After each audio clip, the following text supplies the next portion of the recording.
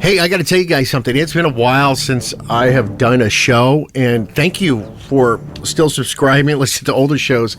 And everybody keeps asking. I've asked people, my friends, Ross has even asked my buddy, he goes, well, when are you going to do another show? Last I did was for May the 4th, and that was like pushing it.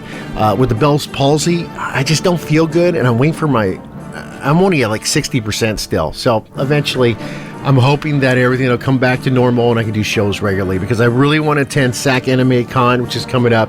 Also, we've got Stockton Con. I want to get back to the cons, and I even reached out to San Diego Comic-Con to see if we can make an appearance there, because my work said, hey, go, we want you to go. So, but what is Bell's palsy for our listeners who don't know? It's when you work too much and you're stressed out. They really don't know, doctors. But they say people are stressed out, they work too much, get lack of sleep, just keep working. The right side of your face, the nerve just cuts off and it shuts down your right side of your face.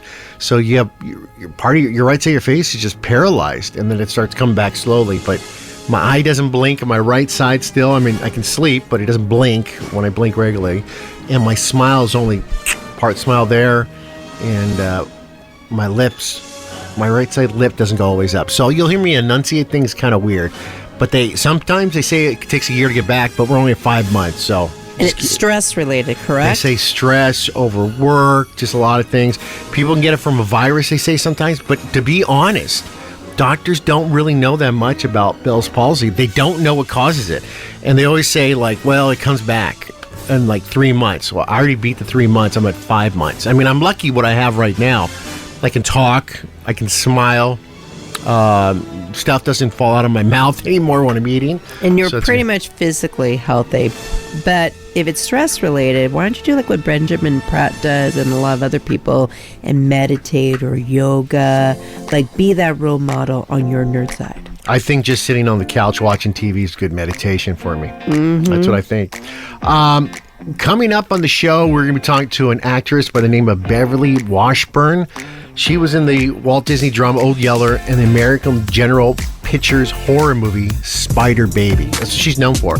But also Star Trek, the original series. She was on that with William Shatner and Leonard Nimoy. And we got a chance to sit down with her at Comic-Con not too long ago. So we'll talk to her. I wanted to find out about her past life. We're going to talk about Ryan Reynolds eating cheese before bed, what it could do for you. Yeah, I'm putting some stuff. And He-Man, Masters of the Universe, is actually going to be doing something big. We'll tell you all about it. Let's come right back and let's start the show this week. Welcome to Comic-Con. Where once a year, sci-fi buffs take their lips off the barrel of a loaded gun and spend half a day adjusting their eyes to sunlight. You want to see a comic book with pregnant zombie nuns? You psychotic nerd. Dude, what a bunch of freaking nerdos. Can't you see I'm white and nerdy? Look at me, I'm white and nerdy. I'm a nerd too. Your personality needs some work. You're not part of the popular clique. But I was kind of a lonely nerd in high school. I started a quilt. I did yoga twice a week. I wore flip-flops in public. I like to roll with the gangsters. Although it's apparent I'm too white and nerdy. I'm just too white and nerdy. I'm just too white and nerdy. Look at me, I'm white and nerdy. So this is a thing I'm excited about. For years, they did this back in the 80s. He-Man and the Masters of the Universe is one of the biggest franchises that came out in the 80s for toys and comic books, believe it or not. But the toys were just selling amazing. And but didn't it start off first as a toy and then a TV series, or vice versa? It was a toy first. It was a toy, and they based it around it. Because originally, and I still have them, He-Man the Master Universe came out in each toy you bought. And I never picked out the toys I got as a kid. It was my mom that selected the toys she thought were cool and buy it for me, but I got really into them. He-Man came, she bought me He-Man. She just thought the figures looked amazing. She bought me He-Man, Skeletor, Merman, all those. And they came with the comic book. The original comic book that's in there, and I still have it saved downstairs, and it's in a plastic, was He-Man was a Master of the Universe, and Skeletor was fighting them, and they were trying to get their two halves of the sword, and they put them together to open the door of Castle Grayskull. So the original He-Man I have has a silver sword. It has a little thing that connects up to Skeletor's. Well, the series came out, and they totally changed it. And then all of a sudden, the comic books completely changed, too, when I started buying after. Now, it was his secret identity, which is based on Superman, any kind of superhero. He takes out his sword, and he defends it, and he says, by the power of Grayskull, he turns into He-Man. That's not the original story. So it changed. Then also it got even more interesting. You may disagree. What? Then he had a kidnapped twin sister who has the exact same powers that he discovered in another dimension. But they only did that. They did that because they wanted to capitalize getting the girls' dollars of buying toys and stuff like that. And did you fall into the trap? Well, I didn't have money like you did. I had only Godzilla, Frankenstein, and the Mummy as my toys. But I'm just saying, they just capitalize over all the I know things. is at 3 o'clock, I ran home to watch it. And did you know the most popular episode or top rated is called The Problem with Power? It was aired on October 9th, 1985, where Skeletor tricks He-Man into believing, I didn't even remember this, What? he accidentally killed a man. Who, He-Man did? Yeah. So he thought he did. So Adam decided to give up being He-Man and throws the power sword into Grayskull's abyss. This is the castle. Today I broke a promise and proved myself unworthy the great power that was given me. And if I am unworthy, I can no longer permit myself to be He-Man. Let the power return! So, but here's the thing is, this is we're actually recording this on Pride Month, but Adam, who is this, his real personality, he's a little bit flamboyant, wouldn't you say? I told you before, I don't want to go. Orko's dimension is full of spooky stuff. Oh, don't be silly. I'm not being silly, I'm being careful, and I'm also not going. All right, if you won't go with me, I know someone who will. Yes, but he does. Nothing wrong with that. No, but it just seems like when he's around, and these are characters. If you don't know about He-Man, his best friend on the cartoon was Man-at-Arms. Wasn't it Tila? No, Tila didn't know his secret identity. Tila had a thing. But when Adam walked around and was with Man-at-Arms or even Orko, you know how he goes, hey, Dad, I'm going to do this. And then when he changes, when he was around Man-at-Arms to talk to him, he just talked to him regular, like, we need to do this and this and this. I'm going to go in there as He-Man and do this stuff. Like, he knew how to do stuff. And he was just trying to play it off like, around, he was he wanted to go play. And that's what everybody yelled at him, like, I wish my son would do more. And Tila goes, what a wuss all the time. Well, yeah, but that's how he was born. I mean, he always sounded like that. Remember, he wasn't He-Man all his life. there's the same actor, right? The same John voice actor. Irwin, Yeah. who's the voice actor who will not interview. Yeah, but he was in cowboy movies and stuff like very that. Very shy.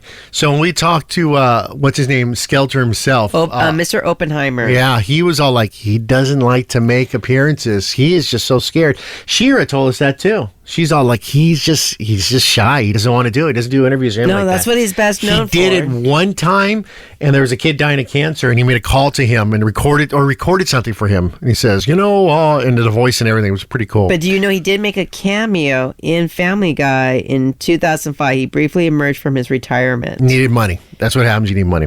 So He-Man and the Master Universe was so big that they were going to make a motion picture about it. And of course they went the way. They did. A live action one. They just talk about how much you love it. I like it, but it wasn't exactly. Orko you really wasn't. Liked it? I liked it. It was all right. It wasn't that bad. I wanted it something. That was it. Whoa. But the best part of the movie was Skeletor. That was it. That was it. He did an amazing job as Skeletor. The actor was good, but it's still so. It was. So what's going to happen in 2024? Well, it says Sacha Baron Cohen is set to play the iconic villain Skeletor in a new live-action He-Man movie. So we all know him from Talladega Nights, Borat, all those movies. Is Man of 1,000 Faces. If he's anything like he does and fooling around with people, he's going to go into the deep end. He's going to go to the deep side of the pool and get into full characters. I don't have a release date. Anything? You see anything in a release date? Yes, I do. It's 2026. Oh wow! So that means they're casting this already. is with the writer Chris Butler, director Travis Knight, and the star Nicholas. I'm terrible at names. Galatinzi. So have you ever seen him? No. Yeah, he doesn't look. I mean, he looks. He looks more like an Adam than a He-Man. They're gonna bulk him up. He's gonna bulk up. That's what they said about who was that Superman that did not bulk up? Are you talking about? It's like that old guy Zack Snyder. He can't bulk up, so they gave him a costume that was fake. Zach Levi. Yeah. Zach Levi. God, that outfit was horrible. Muscles. So I'm going to jump off real fast. So we've been watching the Acolyte. What do you think of the Acolyte? This is Star Wars and Disney Plus. You want to see it 100 years before the actual Phantom Menace. What did you think about it? Totally enjoyed it. And, one thing I really enjoy is what you keep saying. Because I always get bothered how the Jedi take children away from their family. And then you always say, they're corrupt. That's what their downfall. They're corrupt. Okay, that's so for their downfall. The Jedi, that's the whole point of the Phantom Menace. The Jedi didn't even know there was an evil guy leading them, the Emperor. You should feel that. They got too confident.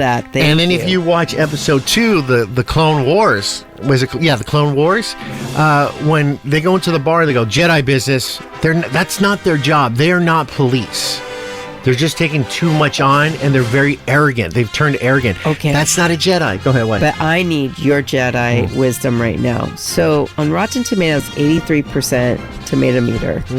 Explain. I think this is worse than Episode 1. 14% average on Rotten Tomatoes from the audience score. Yeah, they don't like it.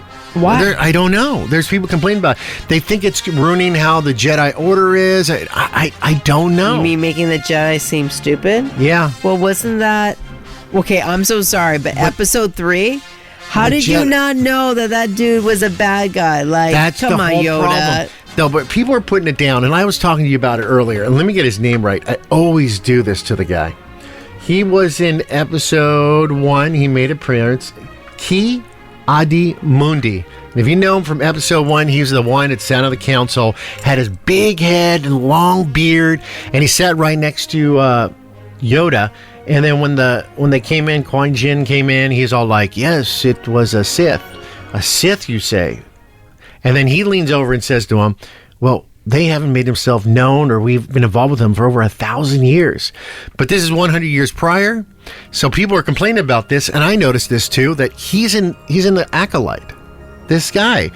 And he's in there when they send the people out after him. Now, if he doesn't notice that this is a Sith, then it doesn't follow the timeline. And there's a lot of problems happening. Okay. I don't know all the timelines. But this is like for the 20% who are so detailed like you. But there are a lot. I see this on social media all the time. Those are you. Those are you, the 20%. For the majority of folks that are like me, right? Like, I'm not saying this is my opinion, but here's just a question. This is the most diverse Jedi crew and actors we've ever really seen. And one of the leading actors, which I think has done really great, Amanda Steinberg, is also, right, she's the main actress. Are people not happy because of who she is? And then there's actors like Carrie Ann Moss, which everyone was talking about, and then she dies off right in the beginning. Well, that pissed them off. That pissed a lot of people. They wanted to see an arc story with her. But I thought that was great that such a big actress being in the show, they killed her off so fast. I thought that was awesome. But they're not used to people dying off like that's nonstop. Life, though. They don't know the possibilities. As a Star Wars fan, oh my God, we don't know her arc story. I'm sorry to tell you this, but they can make a prequel to this, and you can know her arc story. She might have did something else bad. You never know, or good. There's so many possibilities. Let the story end. Stop putting it down. But there we go. That's your percentage of the 14%. You got a big percentage of, this detail's not correct. So the detail-oriented folks. Then you have people who are just like, why are you killing all the... It's really good show. I know, I agree. And then we went to the premiere. Notice how you cut me off, but that's all right. But go ahead. So the 14% say... That's okay. No, I want to know now. We already said it all. But when we went to the premiere, we got to see the premiere at a movie theater. Yes, we did. The first 2 episodes. Correct. I was like, this is fantastic. I want to see what happens next week. And I'm really excited next week after. I thought, and I don't know why the audience is just split. Not split, but a lot of them are just... Well, and here's the sad part. I feel really bad for Leslie Headland. She's the creator of this. A lot of them really did a lot of research on this to just get a different perspective. Now, it may be I'm wondering for the 10% that are really nitpicky, like super, is it because she did work in the Bachelorette, sleeping with other people? These are some other feature things that she's written and write about. I don't know, but this is her only big Star Wars movie, and I'm like, did she not do her homework? But I thought she did decent. Not great, but decent for writing. I liked it. I liked it a lot. The Jedi, and if this is only 100 years prior to it, the Jedi were its biggest, and we got to go like 5,000 years ago when there was the Jedi Council. That's when Jedi were sat there, and and here's the other thing that we don't know yet. Okay, so everybody's like, what exactly did he do wrong? He betrayed him somehow. We don't know what. So intrigued by that. We know what the fire was. He must have did something really bad. But because the Sith. Well, first he knows the Sith Lord. He goes, "Oh, you don't recognize me." He must have been there. And then he said, and then remember, he attacked the Sith unarmed. No, from behind. From behind. Thank you for the correction. And then there was a third thing, right? Like, he's like, I got to tell you. So he does admit something. So you see how he attacked from the back? And so, yes. So there's been I went to a few websites and read stories about it. They said during episode 1, the only Jedi that had his head screwed on straight, knew what he was doing, and was really following what exactly the Force thing is and everything, was Quan Jinn. And remember, he was always arguing with the council, and he said, yes. Master, they'd put you on the council if you just agreed with them. You don't trust me, my Padawan. I know what I'm doing. He was the only one. He was the one like, this kid can bring balance. If he trained, it would have been a different way. And he knew things. When he was fighting Darth Maul, right? Yeah. What did he do in between when the doors closed? What did he do? He was patient. He sat there and he focused. But when Obi-Wan was fighting him, he went back and forth. Kept going bad and doing evil. No! And he was using more. Yeah. If you watch most of these battles, they're angry when they're fighting. I don't know how you have patience in there. But Quan Jinn is just like always paced. And yes, he got his butt kicked. But why is Jinn, again, that's a story. That's a prequel. Why was Jinn not appreciated? So like there's like, it's kind of like all these organized religions. Oh, you have to do it this way, right? You have to, do this symbol. You have to dress this way. There's no have to's. It's just, where's your energy and where's your force with all this? Anyway. Right. So as we're sitting right now, Acolyte is on episode 5. New episode will premiere Tuesday. It's freaking amazing. I like the show. And they just released, they're going to release in like a month, the helmet for the Sith in the Acolyte. Do you like it? I like it. It looks dark. It looks like something really scary. It looks cheap. Like it looks like no, not cheap from. It looks like it's from The Purge. It looks like I'm just gonna grab this stuff. It looks like he just grabbed it. Well, they wanted to do something different direction. They didn't want the Darth Vader. They didn't want Kylo Ren. No. I love it because it shows how it's the beginning, but I would think it'd be more like 200s. I would really love to know the foundation, the creation of the Jedi and the Sith.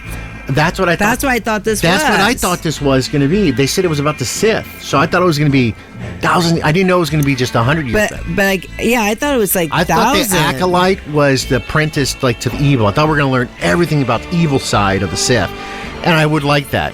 But you get what you get. All right, so remember, it comes out Tuesday, and we look forward to seeing that. Other news before we get into a quick interview: Jake Gyllenhaal recently discussed a possibility of playing Batman in the future. He said that's a classic. It's an honor. Speaking of playing roles, the other incredible actors have played in the past. To me, actually, roles are the incredible actors. It actually, when I think about it, I'm going to play Lago or Othello with Denzel Washington. I think about the history of actors that have played the role throughout time and are intimidated by that. So that's the first level. That's what I'm working on right now. As long as he doesn't wear nipples, he's all good. I can actually see Jake Gyllenhaal playing Batman. He's a very good-looking guy. He did great in Roadhouse. So he could do the older version of it. But wait a minute. What is going on with Robert Pattinson? That's part 2 is going to come out for that. Remember, that's a different universe. Not the same as... Well, which universe are we talking about? He would probably play it within the James Gunn universe. The new one's coming out. So they're filming it. They're filming. right. So Robert Pattinson, that's the last one he's doing? No, he's doing another one. They're doing another one. No, I know. No. But after the second one, that's it? They usually do 3. I think there'll be 3, depending on what it So does. James Gunn's allowing him to continue? It's successful. It's not him. It's DC. They won't greenlit it. Let it go. Well, James Gunn's the CEO. Yeah, but I wouldn't touch that. It's pretty good. But Well, you're not James Gunn. He fired a lot of people. I agree with you about that. Yes, I do. And to let you know, do you know James Gunn is actually filming the Superman movie in Ohio? And they're using there's a building in Ohio that looks just like the Justice League, and that was the original idea where they got the building for the Justice League. Okay. I think it's closed, like old train depot or something like that. It looks exactly like Justice League. So since they've been filming in Ohio, they're using that as a backdrop for the Justice League, the building, the Hall of Justice. I apologize, Hall of Justice. All right, quick interview. We'll come right back. I'm going to tell you some stuff about your dreams when we come back. But this lovely lady, Beverly Washburn, Walt Disney drama Old Yeller, American General Pictures horror Spider Baby, plus Star Trek, the original series from the 60s. Let's talk to her. We sat down with her. She's so cute. All right, we'll be right back. So I'm at Creature Con, and I was excited because Beverly Washburn was here. I saw you on the website, and then I freaked out, and I'm like, oh my God, she's in an episode where Kirk and all the rest of them are aging super, super fast, and you look into the mirror and everything, and Beverly. Before this, happen to have a mirror there. They just happen to have a mirror there. Yeah. I say it's a stupid place.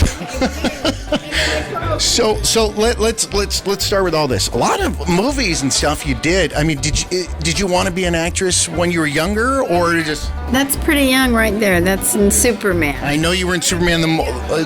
Was that mom and dad doing that for you? Well, I started modeling children's clothes when I was 4, and I had an agent, and so I just went on countless auditions and never got a part because I didn't have any experience. But one day I got lucky, and I met Jock Mahoney, who was range rider in the Yancey Derringer at the Long Beach Veterans Hospital where my sister was performing, and he was under contract to Columbia. And a couple months later, I was there on another audition reading for a role, and he happened to walk in, and he remembered me. And we found out later that he went in and he had some clout because he was under contract. And he said, oh, this kid's great. She's done this. She's done that. I hadn't done a thing. So actually he lied and they believed him and I got the part. So after I once had that role speaking, then I kind of went on from there. So I'm grateful to him. That's pretty much how it works, though. You just have to have something, one thing, that one big break, and it's under your belt and you go on. I got to say, you're pretty lucky. I mean, you were in Superman and the Mole Man. You worked with a legendary actor there. And then you worked with William Shatner. You worked with, the movies you've done and some of the stuff you've done. Let's talk about Spider Baby. Well, how did this this come about, the Spider Baby? Honestly, it's just a fluke. I was at a grocery store shopping, and Bart Patton, who was there, came up to me and asked me if I was an actress because he said, you look familiar.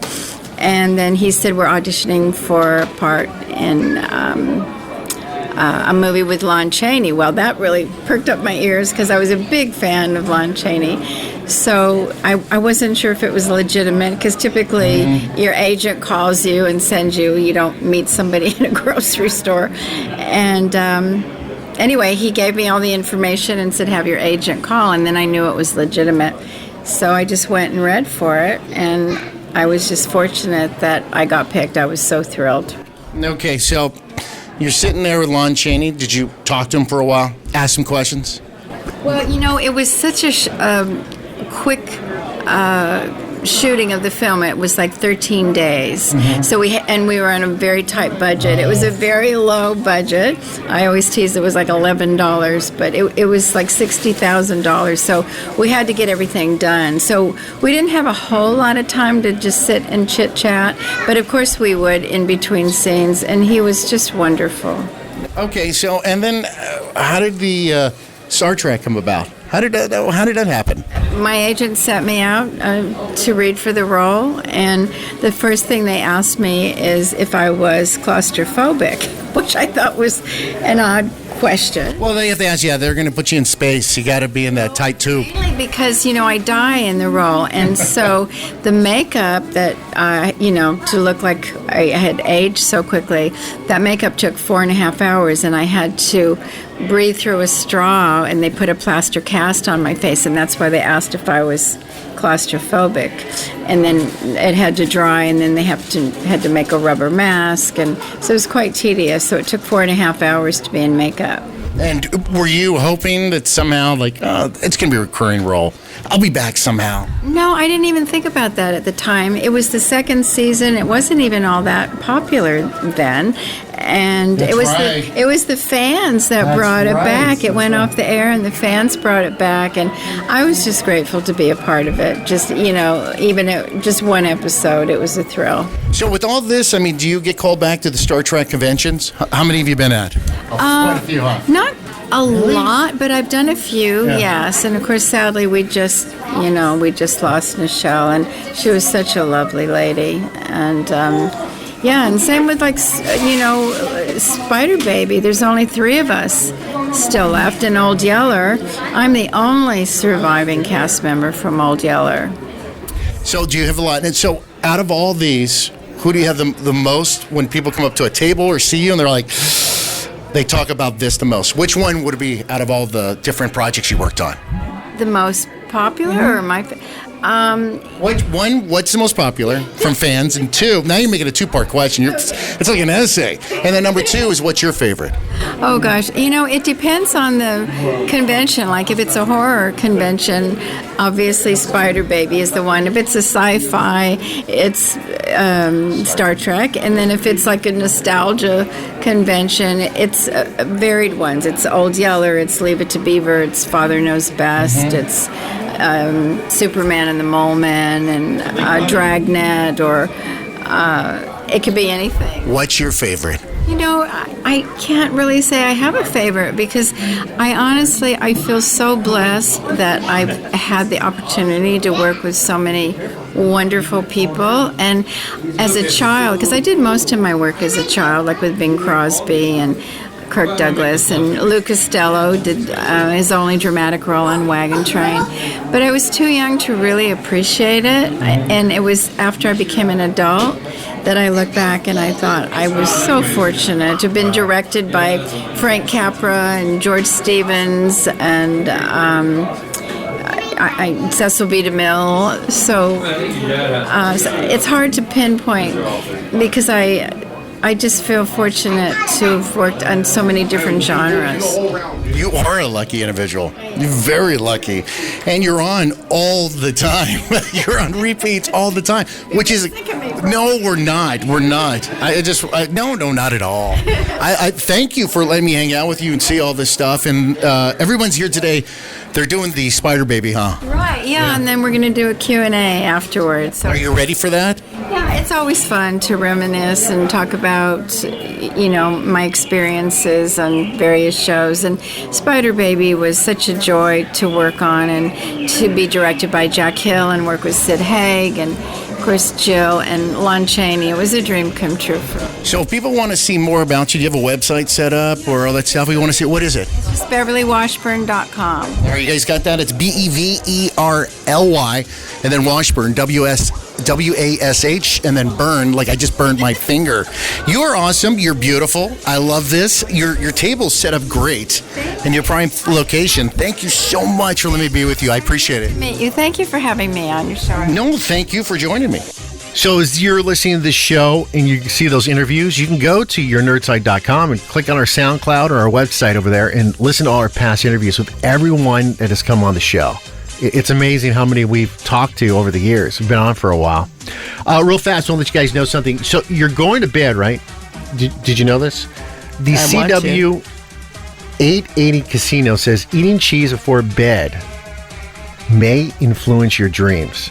Did you know this? Influence my stomach since I can't eat cheese, but go It's on. most likely cause vivid dreams followed by brie and ricotta. Mozzarella and cheddar have less intense effect on sleep time. So, isn't the NAD it gives you the dreams? No. What? No. No. What makes you dream the most? When I get off certain pills and medication. Okay. For me, if I get little sleep and I get I'll be up super early. I'm like, oh, I'm still a little bit tired. It's like 3:30 now. I'll take like a 2-hour nap.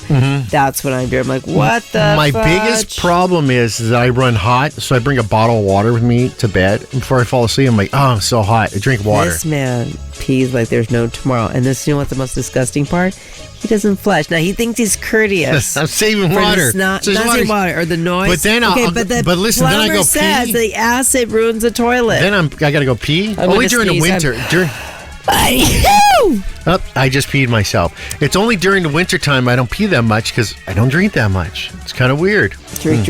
Home Depot has unveiled the 2024 Halloween line. It's only June? Oh, and guess what? Bluey made it. They're selling 12-foot skeleton LCD eyes, skeleton dog, Frankenstein, headless horseman, murderous maple tree, and they just added a whole bunch of haunted mansion and that stuff. Mickey Mouse is back. That a lot of stuff. Got the all big messed green up. one. The big orange one. I want to put that on the roof. I'd love to have it on the roof. It's so big. Yeah, it's nice. All the wind. Disney Insider says the makers of Winnie the Pooh, Bloody Honey, you know that one that came out, playing a crossover horror movie called Pooh-niverse. Monsters Assemble. The film will unite the author will roll over his grave with murderous versions of Bambi, Peter Pan, Tinkerbell, Pinocchio, and other beloved Disney characters. Sequel to the Bloody and Honey was already filmed and is awaiting release. So if you guys don't know, it was released that Winnie the Pooh and certain these ones, they were released so it was on an open thing that anyone can go in and make stuff with it. Wait. You did not tell our listeners when can they start shopping for Halloween at Home Depot? I think it's now, right? Pretty soon. Yeah, pretty soon. I thought so. And if you're listening to this podcast, it just came in, so sometime in July. All right. Make sure to follow us on social media. It's always at Fonseca Show to get more and what's going on. Quick thing I want to do with you guys. I like doing this because we always walk into those as seen on TV stores. I do. She doesn't. I get everything from the Dominizer to the little mini fishing reel or stupid things. What are you talking about? You never seen as seen on TV? That's an amazing discovery. You mean the way you throw away money, like your son's college fund? You go to those stores and they're called as seen on TV. Have you ever seen those stores? All I know is every time I'm on a college campus, I have to buy you shorts. So, according to a new article by Saving Advice, these are definitely not worth the money. So, you're ever doing it. Number 10, the Sticky Bud Will show up huge numbers to witness the end of a saga. It's the Sticky Buddy Will. I don't know how it works. 9, the Bumpits. 8, the ShamWow. Do you remember that? Used to rub down stuff. I remember these commercials. So many. The used to have Snuggie. the As Seen TV. It used to be on the store at the mall. They still have it at the mall. It's at Ceremony that's locally around here. They have one at Ceremony. I don't see that. It's down at the other corner we don't go to because all those stores are closed down there. Oh. It's over there. Yeah, you don't go down there. The Ped Egg. I don't know what that is. The Pasta Boat. Remember that. The Shake Weight. That was when you hold like this and it looks like you're masturbating. HD Vision sunglasses, the Eggstractor, and the Banana Slicer. Those do look stupid to me. Hey, real quick, you mentioned Ryan Reynolds. No big surprise, Pokemon Detective has a sequel coming up. Do you know he's doing Clue? I didn't know that. Do you know most of his movies he does flop? Do you know he has 10 upcoming movies plus Dragon Slayer, the movie? Dragon Slayer. He's going to play Dirk? Dirk the Daring? Let's find out. If it's Dragon Slayer, I want. Yes, Ryan Reynolds is the star. Wow, he's supposed to be really, really skinny. So Dirk the Dragon Slayer. Well, I mean, there's a lot of things. Like Wolverine's supposed to be really, really short, and Hugh Jackman is not. What? Short. Wolverine's not short. Oh, no, Wolverine is short in the I comic thought you books, meant but the movie was short. No. I mean, he doesn't have to be skinny. So in Deadpool, real fast, a lot of people, this is rumors are going back and forth. They're going to wrap up real fast. Ryan Reynolds said that Taylor Swift cameo new Deadpool may happen. What? Anything's possible in this universe because she was going to play Dazzler. That was a thing. But now people are saying no, she's not going to be in it. Well, she kind of did terrible in Cats. Like, do you really want that? So far we got the Juggernaut, we got Ant-Man. Who else have we got? There's so many what's his name? Who's Deadpool's arch enemy? He always fights him all the time. He was an X-Men 1. Sabretooth, yeah. Not the brother version, but the original version. Yeah. He's in it. He fights. He's going to fight him. I don't love him. But his movie If was ranked, I mean, still 10 in the box office. It's been but out it took there for a a loss. while. This did not do good. Did not do good. Did not do good. No, it did not. All right, that's the show. We're going to be back next week, and I got more stuff to cover. We've got some great interviews for you. And if you need anything, make sure to always hit us up. Again, say it at social media at Your Nerd Side, all right? I'll talk to you later, my friends. Have a great week. AMV, thank you for joining me. And you can always reach her on her College for All. It's always at, what's the social media? Oh, the college, the number 4all.amv. And hey, if you want to hear the little one at Fonseca Mommy and Me Show. And also you can follow us on Instagram at Fonseca Mommy and AND Me Show. Subscribe, follow us. Let's go.